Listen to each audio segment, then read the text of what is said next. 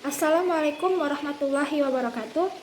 Perkenalkan, nama saya Dinda Nur Okstari Rahma dari kelas reguler E. Saya di sini bermaksud untuk memberikan penjelasan mengenai serangkaian atau seputar tentang COVID-19 yang sekarang tengah menjadi permasalahan seluruh negara yang ada di dunia ini. Sebelum saya melanjutkan pembicaraan ini, saya ingin menayangkan suatu video tentang gambaran COVID-19 itu bagaimana. Langsung saja mari kita saksikan atau kita lihat terlebih dahulu videonya. COVID-19, virus mematikan yang menyerang dunia. Daya jangkitnya begitu cepat menyebabkan kondisi darurat. Jika tidak segera bertindak, jumlah kasus positif akan terus meningkat. Masihkah tidak percaya? Masih tidak peduli? Stop penyebarannya dengan social distancing. Jaga jarak aman dengan sekitar. Bekerjalah dari rumah, beribadah di rumah. Jika tidak mendesak, berdiam dirilah di rumah. Jaga jarak, social distancing harus dijalankan bersama. Karena berada di keramaian, kita beresiko tertular yang nantinya dapat menularkan yang lain juga. Mari saling jaga jarak agar rantai penyebarannya terputus. Ayo lawan corona.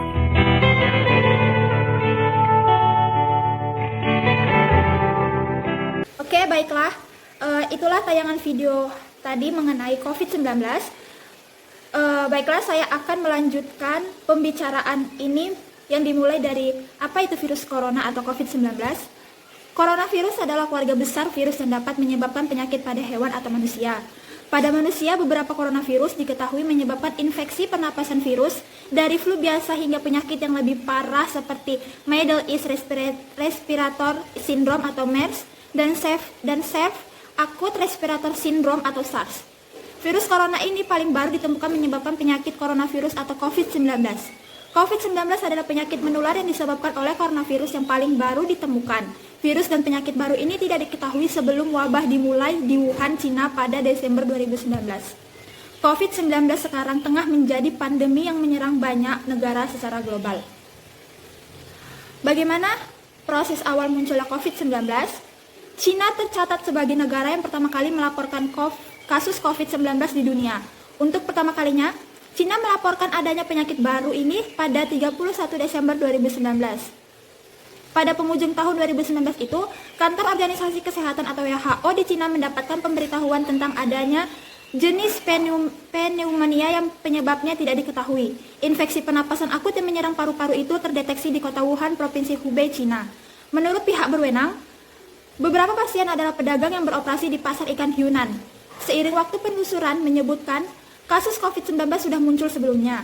Merujuk pada laporan WHO ke-37 tentang COVID-19 26 Februari 2020, kasus COVID-19 pertama yang dikonfirmasi di Cina adalah pada tanggal 8 Desember. Hanya saja informasi tersebut juga bergantung pada inisiatif negara-negara yang memberikan informasi penyakit kepada badan global tersebut. Adapun sebuah laporan yang diterbitkan dalam laman jurnal The Medicine oleh dokter Cina dari rumah sakit Jin Yintan di Wuhan yang merawat beberapa pasien yang paling awal menyebutkan tanggal infeksi pertama yang diketahui pada 1 Desember 2019. Informasi awal mula munculnya COVID-19 masih terus berjalan ke belakang. Pada 16 Desember, dokter di Rumah Sakit Pusat Wuhan mengirim sampel dari pasien lain dengan demam persisten untuk pengujian laboratorium. Hasil-hasil itu menunjukkan virus menyerupai sindrom pernapasan akut parah atau Severe Acute Respiratory Syndrome atau SARS. Pada 30 Desember 2019, Aipan, dokter yang juga kepala Departemen Ruang Gawat Darurat rumah sakit tersebut, mengunggah sebuah laporan laboratorium di media sosial Tiongkok.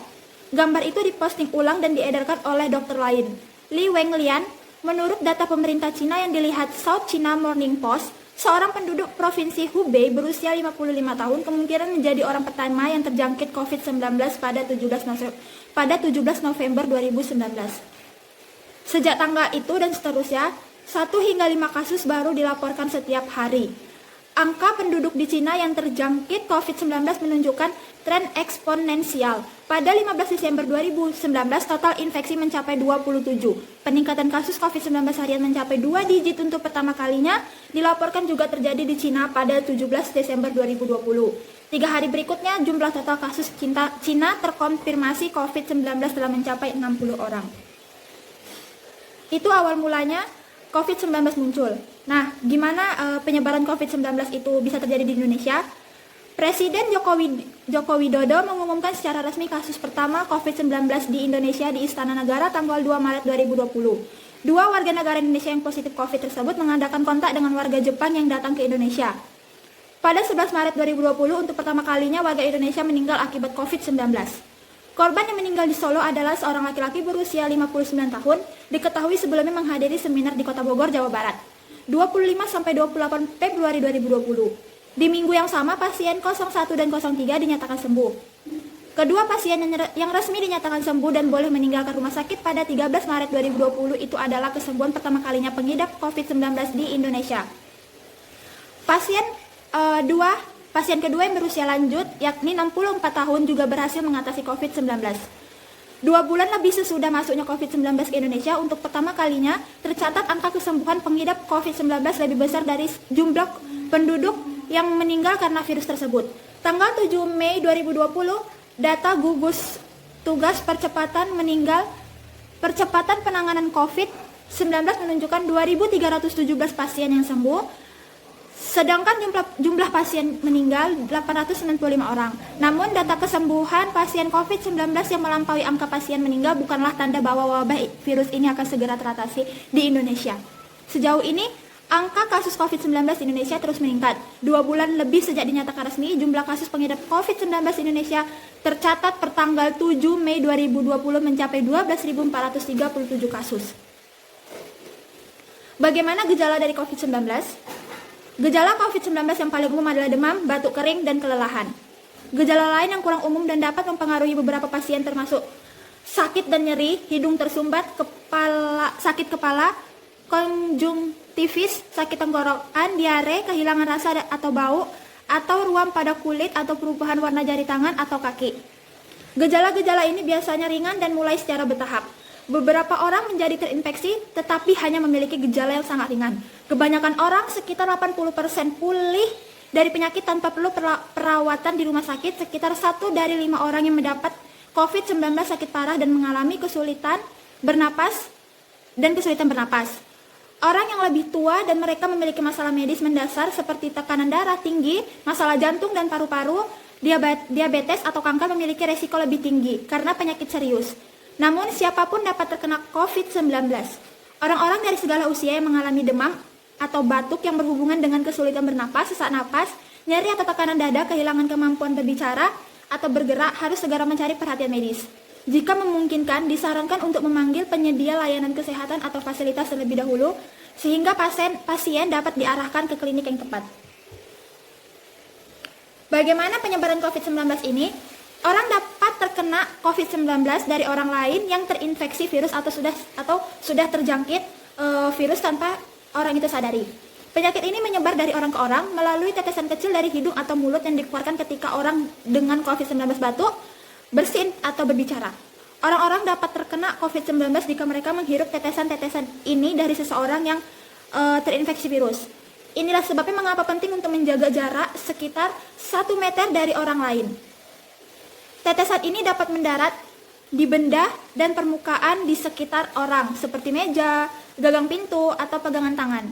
Orang dapat terinfeksi dengan menyentuh benda atau permukaan ini, kemudian menyentuh mata atau hidung atau mulut mereka. Inilah sebabnya mengapa penting untuk mencuci tangan secara teratur dengan sabun atau air dan membersihkannya dengan alkohol.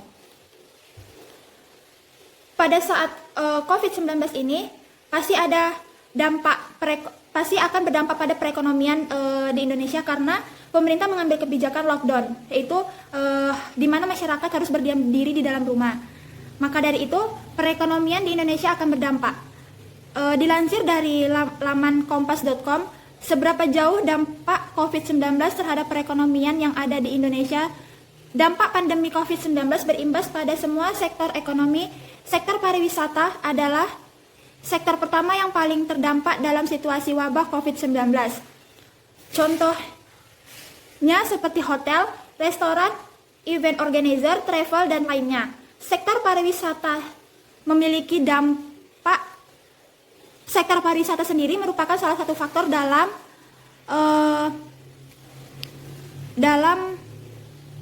memiliki dampak jangka pendek atau jangka panjang pada perekonomian Indonesia. Sektor rumah tangga akan mengalami penurunan cukup besar dari sisi konsumsi karena masyarakat sudah tidak beraktivitas di luar dan mengakibatkan daya beli konsumsi berkurang, dan sektor rumah tangga juga terancam kehilangan pendapatannya karena banyak yang tidak bekerja kembali dan tidak dapat memenuhi kebutuhan setiap harinya.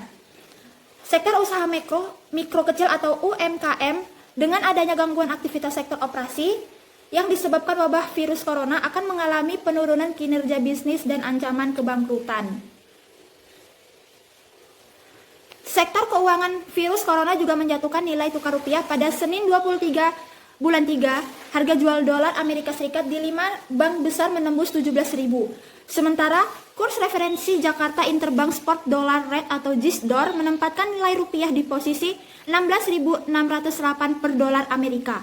Pelemahan rupiah menjadi yang terdalam di Asia. Angka itu juga merupakan yang terendah sejak krisis pada Juli 1998. Kemerosotan ekonomi di Indonesia akan semakin luas selama pandemi COVID-19 tidak berhenti. Akibat penyebaran ini sudah dirasakan berbagai lapisan masyarakat di Indonesia, mulai dari pedagang di pasar yang tokonya harus tutup, para pedagang UMKM yang mengalami ancaman kebangkrutan, para ojek online yang kehilangan konsumennya, dan para sopir kendaraan umum dan bus yang terpaksa berhenti. Dan sudah jutaan pekerja yang terkena pemutusan hubungan kerja atau PHK selama masa pandemi corona.